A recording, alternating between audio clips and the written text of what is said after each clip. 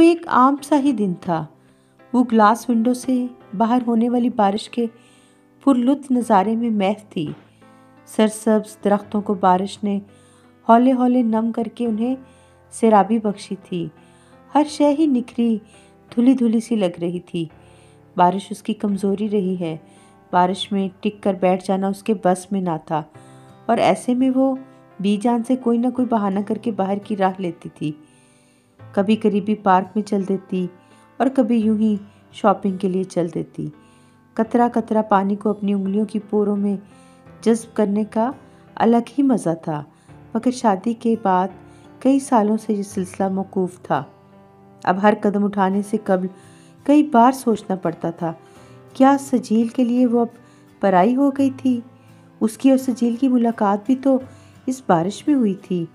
وہ اپنی ماں جی کے اصرار پر پھل سبزیاں خریدنے کے ارادے سے نکلا تھا کہ اچانک بادلوں نے آنکھ مچولی دکھانا شروع کر دی، اور دوسری جانب نیلم بھی بارش کی چھم کانوں میں پڑتے ہی سبزی لینے نکل پڑی تھی۔ وہ قدرت کی صنائی کا مکمل نمونہ تھی۔ خوبصورت غزالی آنکھیں، گھنیری پلکیں، گلابوں کی سی سرخی رخساروں پر دھمکتی رہتی۔ وہ یوں ہی مبہوت سا اسے یک ٹک تکے گیا تھا۔ وہ اس کی نظروں کی فسو خیزی سے بے خبر ہاتھوں میں پانی کے قطروں کو محویت سے اپنی پوروں میں جذب کر رہی تھی۔ ایک دم نہ جانے کیا سوچ کر وہ کھلکھلا کر ہنسی تو موتیوں جیسے دانت جگمگاتے ہوئے ایک لڑی کی صورت میں پروئے ہوئے لگے تھے۔ کیا ہو رہا ہے؟ صبح صبح ہی وقت کیوں کھوٹا کر رہی ہو؟ کام کاج کا ہوش نہیں تمہیں؟ عقب سے آتی سریا آپا کی آواز پر وہ بری طرح سٹپٹائی تھی۔ سریا آپا نے اس کے چہرے پر بکھرے آس سے لے کر یاس تک کے سبھی رنگ بے حد محویت سے دیکھے تھے، اس لیے ٹھنڈی سانس بھری اور طمانینت سے بولی، تم خوابوں میں رہنا چھوڑ دو۔ اب تم سجیل کی محبوبہ نہیں، اس کی بیوی ہو۔ جب محبوبہ بیوی کی مسند پر براجمان ہوتی ہے تو اس کو ہر قدم بے حد پھونک پھونک کر رکھنا پڑتا ہے، اور تم تو اپنی ہی دنیا میں جیے جاتی ہو۔ وہ سریا آپا کا اشارہ سمجھ گئی تھی، تبھی جلدی سے سارے کام کرنے نکل گئی تھی۔ صبح سویرے نگہت بیگم اور نصیر صاحب کو چائے کی اشد ضرورت ہوتی تھی۔ وہ نماز فجر کی ادائیگی کے بعد سب سے پہلے چائے پیتے تھے، اس لیے وہ پہلے چائے بنانے لگی، دوسری طرف ناشتے کی تیاری کرنے لگی۔ نصیر صاحب اور نگہت بیگم کے 4 بچے تھے۔ سب سے بڑی سریا آپا تھیں، جن کا گھر قریب ہی تھا۔ وہ ہر دوسرے دن ادھر ہی پائی جاتی تھیں۔ وہ ان لوگوں میں سے تھیں جنہیں اپنی گھرداری میں وہ لطف نہیں ملتا جو دوسروں کی گھرداری میں دخل اندازی کر کے ملتا ہے۔ پھر سجیل تھے، اس کے بعد عامر، اور سب سے چھوٹی فریحہ تھی۔ فریحہ نازوں پلی تھی، ابھی کالج میں پڑھتی تھی۔ اس کو ابھی تک بچہ جان کر گھر کے کاموں سے دور رکھا جاتا تھا۔ یوں سریا آپا، ان کے 3 بچے اور باقی تمام اہل خانہ کے لیے اس نے عین وقت پر ناشتہ کا اہتمام کرنا ہوتا تھا۔ ذرا سی دیر پر سریا آپا اس کو بے نقص سناتی تھی۔ کبھی کبھار تو اس طرح کے طنزیہ جملے بولتی تھیں کہ اس کو اپنی روح اندر تک چھلنی ہوتی محسوس ہوتی تھی۔ اس خوف کے سائے تلے وہ اپنے تمام کام وقت پر ہی انجام دینے کی سعی میں ہلکان ہو جاتی تھی۔ وہ اپنے گھر میں دوسرے نمبر پر تھی۔ پہلے بھائی تھے، پھر چھوٹی ندا تھی، مگر ان کے گھر میں اتنی روک ٹوک نہ تھی۔ اگرچہ بھابھی بھی آ چکی تھیں، مگر سارے کام خود ان کی والدہ طاہرہ بیگم سر انجام دیتی تھیں۔ سبحان بھائی اور عالیہ بھابھی بھی ماں کے آرام کا خوب خیال رکھتے تھے۔ ان کا اپنا گھرانہ بے حد مثالی تھا، جہاں ساس بہو کی روایتی چپکلش کا شائبہ تک نہ تھا۔ وہاں ایک پرسکون فضا ہوا کرتی تھی، جبکہ یہاں ہر کام پر، بات بات پر ڈانٹ ڈپٹ سہ سہ کر نیلم اپنی خود اعتمادی کھوتی جا رہی تھی۔ اس کا وہ مسکراتا ہوا، اٹکیلیاں کرتا وجود اب ہر وقت ہراساں رہنے لگا تھا۔ سجیل بھی ماں اور بہن کی اینک لگا کر ہی منصف بن کر فرائض سر انجام دینے لگتا تھا۔ پھر اسے بھی ماں اور بہنوں کی طرح نیلم کے ہر کام میں مین میک نکالتے دیر نہیں لگتی تھی۔ نصیر صاحب سمجھاتے تھے، تم لوگ کچھ تو عقل سے کام لو نگہت بیگم، یہ سریا کا زیادہ آنا جانا مناسب نہیں ہے۔ وہ اکثر کہتے، اسے اپنے گھر گھرستی پر توجہ دینے کی ضرورت ہے۔ اس کی اپنی بچیاں جوانی کی دہلیز پر قدم رکھ رہی ہیں، ماں سے یہی سیکھ رہی ہیں۔ ہر وقت نیلم کو ذلیل کرنے سے بہتر ہے اپنے گھر کو کرینے سے سنوارے نکھارے میاں کو راضی رکھے، مگر کوئی بھی ان کی بات پر خاص کان نہ دھرتا تھا۔ اس کی اصل وجہ تو یہ تھی کہ ان کے گھر پر ہمیشہ نگہت بیگم کی حکومت رہی تھی، انہی کے حکم کا سکہ چلتا تھا۔ اب اچانک نصیر صاحب کی بات پر کیسے عمل ہو سکتا تھا؟ پھر جب نصیر صاحب زیادہ زور دیتے تو ثریا میکے سے واپس سسرال کی راہ لیتی تھی، مگر 2 دن بعد پھر واپس آ جاتی تھی۔ بے ثبات زندگی میں ہم نفس ہوتے ہوئے بھی نیلم خود کو بالکل تنہا محسوس کرتی تھی۔ سجیل کے محبت کے وہ تمام دعوے جو شادی سے قبل اس نے کیے تھے دھرے کے دھرے رہ گئے تھے۔ ناشتے کی ٹیبل پر تمام اہل خانہ موجود تھے۔ وہ تیزی سے سب کی من پسند کھانے کی ڈشز ٹیبل پر رکھ رہی تھی۔ تم نے عامر کے لیے جوس نہیں نکالا؟ بچہ سارا دن پڑھ پڑھ کر ہلکان ہو جاتا ہے، صبح سویرے اسے جوس دیا کرو۔ نگہت بیگم نے اسے نیا حکم سنایا تو وہ انہی قدموں پر واپس پلٹنے ہی والی تھی کہ عامر کی آواز پر رک گئی۔ بھابھی رہنے دیں، میں آج انڈا پراٹھا ہی کھا لوں گا، اور امی کچھ تو خیال کریں، اتنے سارے افراد کا فرمائشی ناشتہ ہی کافی ہے، میں اس فرمائشی لسٹ میں شامل نہیں ہو سکتا، عامر نے کہا۔ نگہت بیگم نے خشمگین نگاہوں سے اپنے بیٹے کو دیکھا تھا۔ اب اس لڑکی کے پیچھے تم اپنی ماں کی بات رد کرو گے؟ نگہت بیگم کی بات پر فضا میں گہری خاموشی تن گئی تھی۔ نہیں امی، میرا یہ مقصد ہرگز نہیں تھا، میں آپ کی دل شکنی نہیں کر رہا، میں تو، عامر نے وضاحتی لہجہ میں کہا تھا، مگر اس کی بات درمیان میں ہی ثریا نے اچک لی تھی۔ تو کیا مقصد تھا تمہارا؟ میں خوب جانتی ہوں، جو ہر وقت یہ تمہارے آگے پیچھے کام کرتی پھرتی ہے، تمہارا دل موم کر کے تمہیں مہرہ بنا کر ہمارے خلاف استعمال کرنا چاہتی ہے۔ اب سجیل ہاتھ سے نکلتا دکھائی دینے لگا تو عامر پر اپنے ہتھ کنڈے آزمانے شروع کر دیے۔ ثریا آپا کا زہر خند لہجہ سارے ماحول کو یکبارگی آلودہ کر گیا تھا۔ حد ہوتی ہے آپا، انسان کو سوچ سمجھ کر بولنا چاہیے تاکہ بعد میں شرمندہ نہ ہونا پڑے، اور آپ تو واقعی یہاں کے حالات زیادہ بہتر جانتی ہیں، کیونکہ وہ آپ کے ہی مرہون منت ہیں۔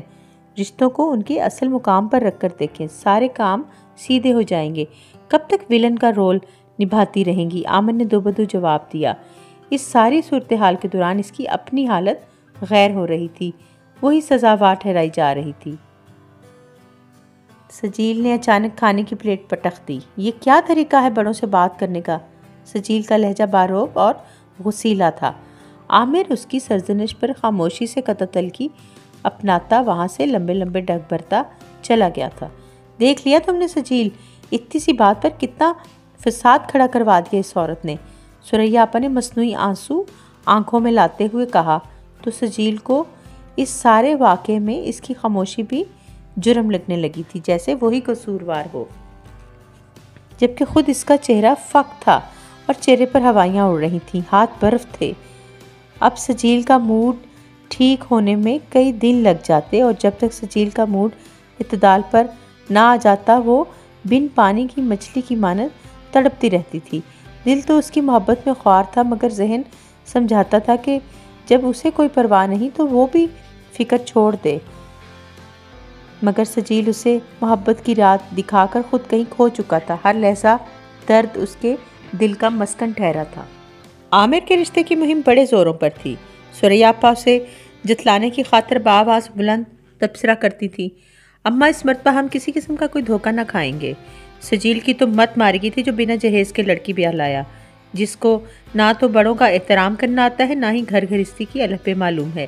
ثریا آپا کی باتوں پر وہ خاصی جزبز ہوتی رہتی تھی۔ جہیز میں اتنا کچھ تو اس کے والدین نے دیا تھا، مگر یہاں آ کر اسے علم ہوا کہ سونے کا بھاری سیٹ نہ صرف یہ کہ ہونے والی ساس کو پیش کرنا ہوتا ہے، بلکہ نندوں کو بھی سیٹ دینا پڑتا تھا۔ اب ہر بات میں یہی تانا اس کا مقدر بنتا تھا۔ وہ مارے باندھے زبردستی کی مسکان سجائے ہر تصحیق امیز جملہ سہ رہی تھی۔ اس کی خاموشی کو بھی باسا اوقات جرم گردانا جاتا تھا۔ عامر کی مہم ابھی سر نہ ہوئی تھی کہ ایک نئی بات ہو گئی۔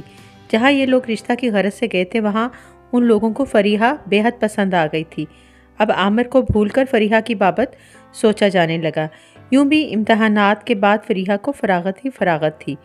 اچھا ہے نا، ہماری فری اپنے گھر کی ہو جائے گی، خوش رہے گی، کیا ٹھاٹ باٹ ہوں گے، اتنا بڑا ان کا بنگلہ ہے، اور پھر ہم اچھا خاصا دے دلا کر ہی اسے رخصت کریں گے تاکہ کوئی تانا نہ ملے۔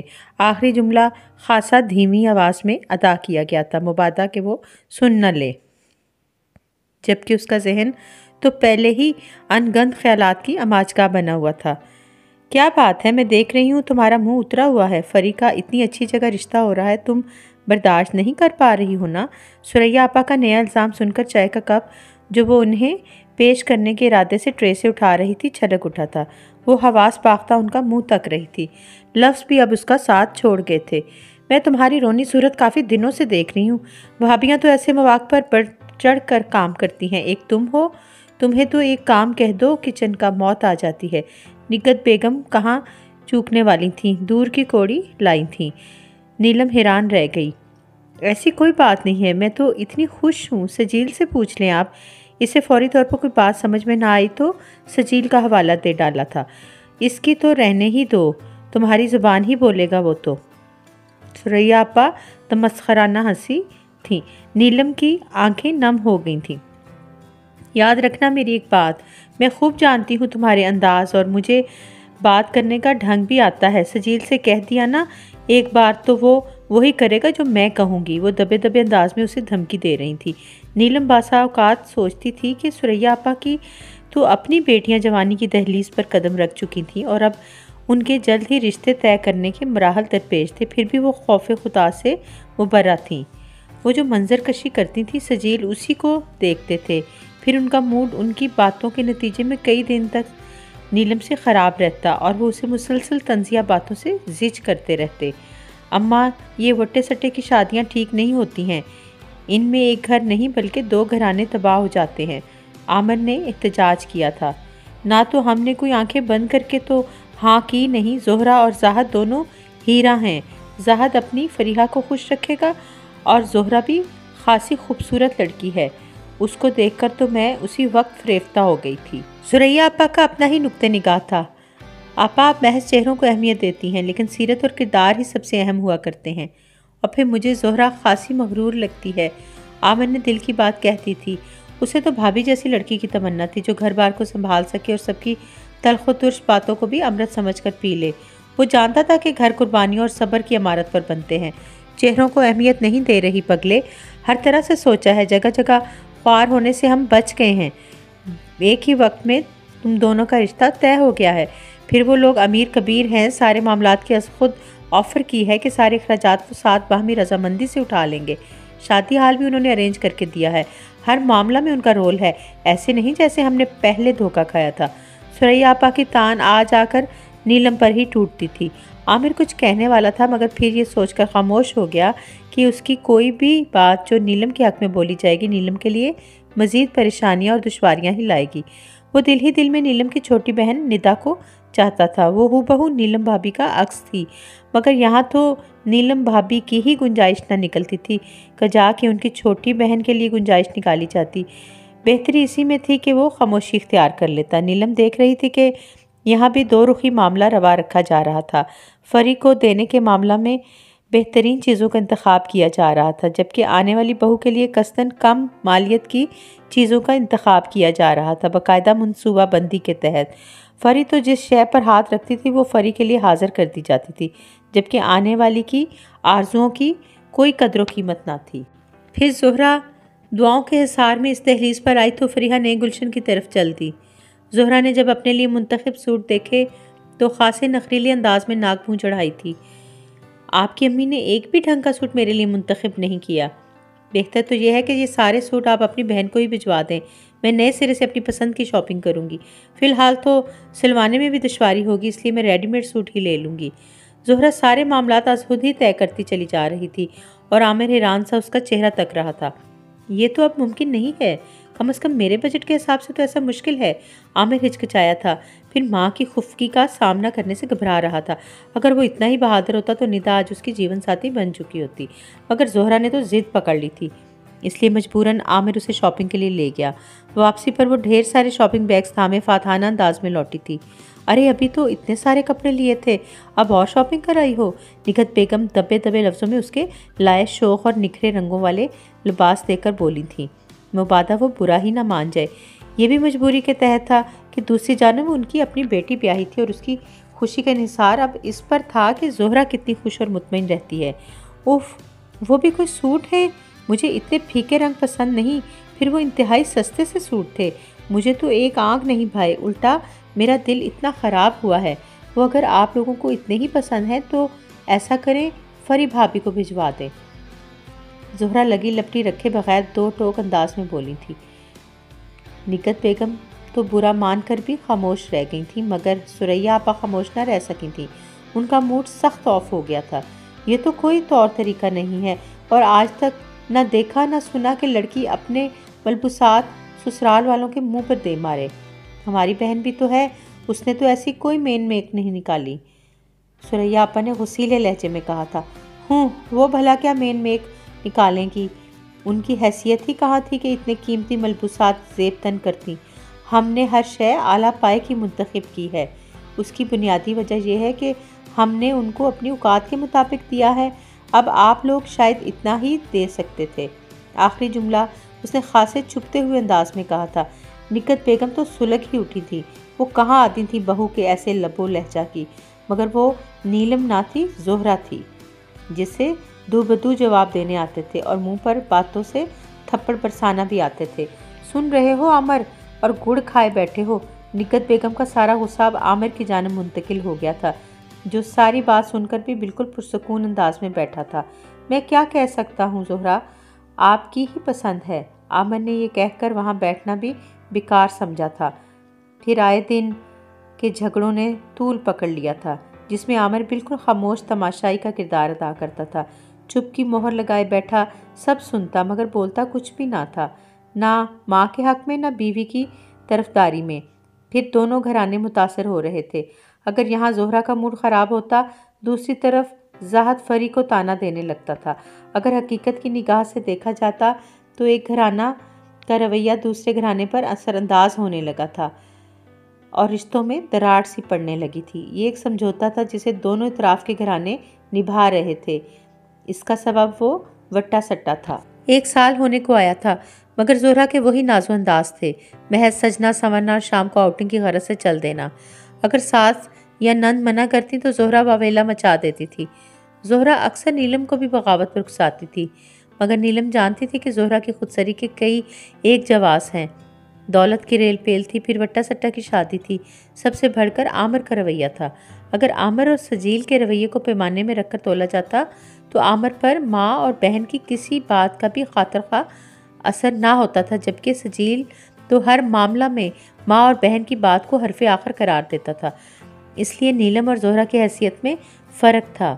میری بات سنو بہن، یہ کب تک چلے گا؟ آخر کب تک یوں ہی زہرہ بیٹھ کر کھاتی رہے گی؟ کھانے کی ٹرے کمرے میں لے جاتی ہے اور واپس میری بڑی بہو نکرانی کی طرح اٹھا کر لے آتی ہے۔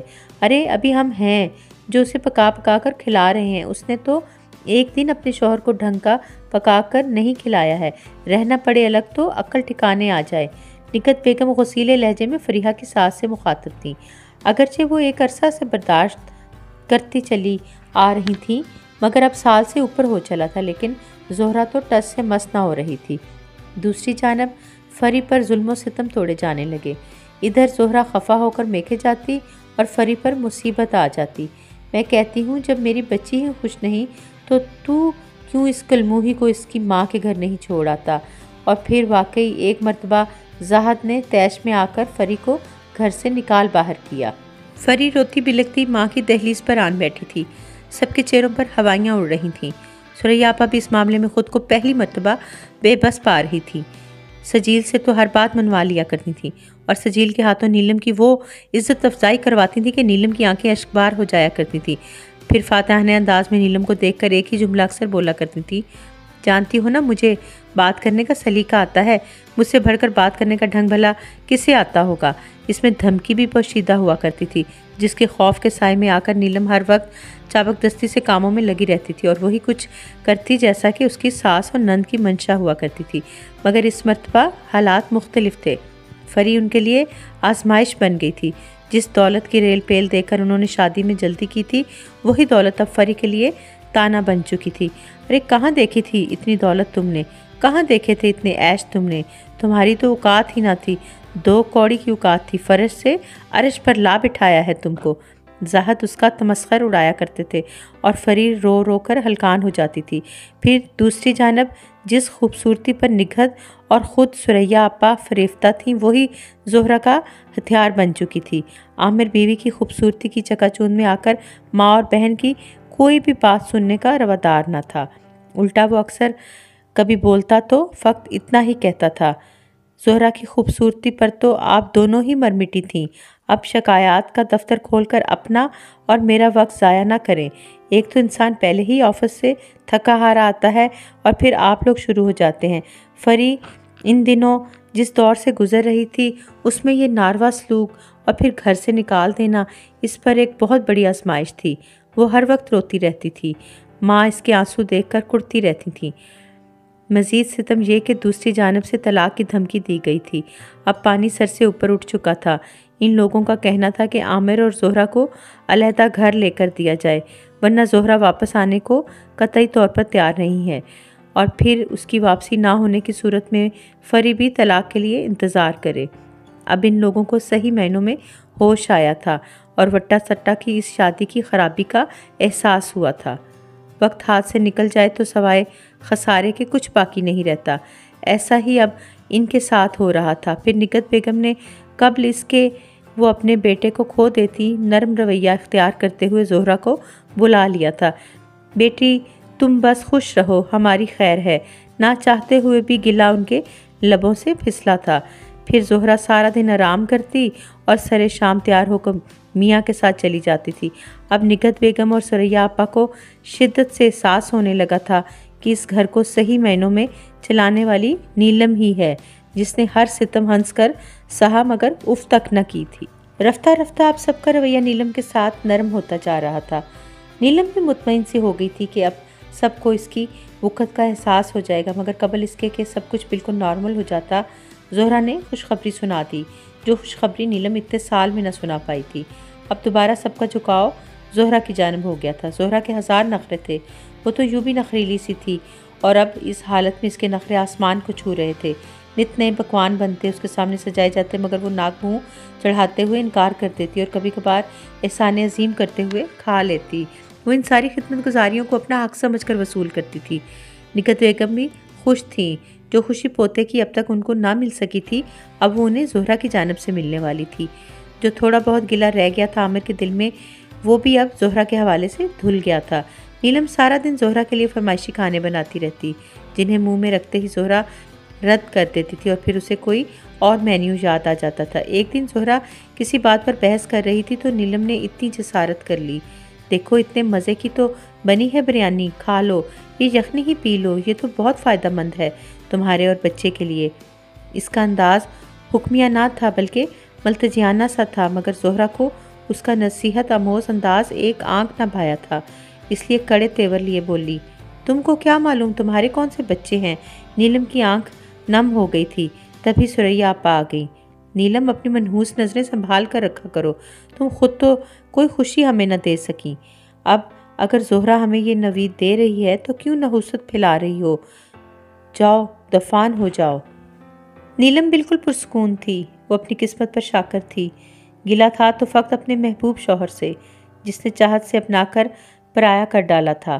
پھر ایک دن جب سب گھر والے کسی دعوت میں شریک تھے، گھر میں نیلم رہ گئی تھی اور زہرہ اپنی طبیعت کی وجہ سے جا نہ سکی تھی۔ اچانک زہرہ کسی کام کے لیے سیڑھیوں سے اتر رہی تھی کہ بری طرح سے پھسل گئی۔ جتنی دیر میں اسے ہاسپٹل لے جایا گیا، سب کچھ ختم ہو چکا تھا۔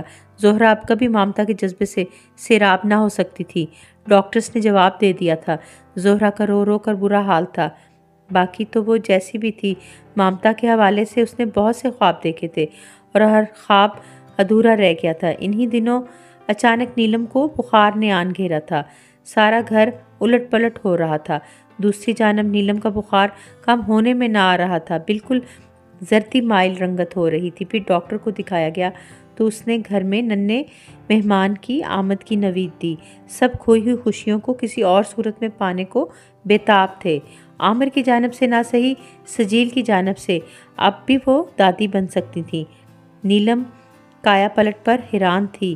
ڈاکٹر کی تلقین کے مطابق اسے سخت آرام کی ضرورت تھی، اس لیے اب سب ہی اس کا خیال رکھنے لگے تھے۔ وہ اداس تھی کیونکہ جانتی تھی کہ سجیل کی فکر مندی کی اصل وجہ وہ بچہ ہے جو ابھی دنیا میں بھی نہیں آیا ہے۔ جس دن اس نے 2 جڑواں بیٹوں کو جنم دیا وہ مکمل ہو گئی تھی۔ سارے شکوے جو دل کے نہا خانے میں تھے مٹ گئے تھے۔ زہرا نے محبت سے اس کے گلگوتنے بچوں کو چوما تھا۔ نہ جانے وہ کون سا لمحہ تھا جب نیلم نے ایک بچہ اٹھا کر زہرا کو دے ڈالا۔ گود میں اٹھائے زہرا متعجب تھی، کیا کسی کا اتنا بڑا دل بھی ہو سکتا ہے؟ اور پھر زہرا نے آپ دیدہ ہو کر نیلم کو گلے سے لگا لیا تھا۔ اس کا ظرف کتنا بلند تھا، جبکہ وہ اس کو تانے ہی دیتی رہتی تھی۔ سریا آپا، نگت بیگم سب خوش تھے۔ دونوں بھابھیوں کی گود بھر گئی تھی۔ زہرا کے انداز میں جو چڑچڑاپن اوت کر آیا تھا وہ اب زائل ہو گیا تھا۔ نیلم کی مسلسل قربانیوں نے اس گھر کو نئی جہت دی تھی، محبت کی جہت۔